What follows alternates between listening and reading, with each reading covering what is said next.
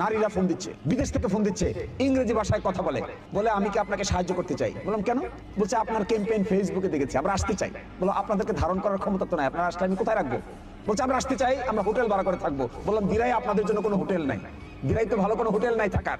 বলছে আমরা নিজ দায়িত্বে তাবু করে, মিলিটারিরা যেভাবে তাবু করে থাকে এই তাবু করে আসবো, ইলেকশন ক্যাম্পেইনে আমরা অংশগ্রহণ করতে চাই।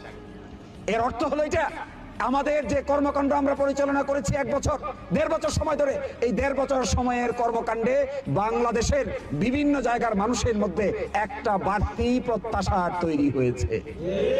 এই প্রত্যাশাটা বাস্তবায়ন, আজকে গেলাম একজনের সঙ্গে, না কালকে দিরাই বাজারে কোনার মধ্যে একজন আমাকে কোলাকুলি করছে, কোলাকুলি করে আমাকে বলতেছে, আমি বললাম যে ভাই এইবার দেখেন দলমল নির্বিশেষে দাঁড়িপাল্লায় ভোট দেওয়া যায় কিনা।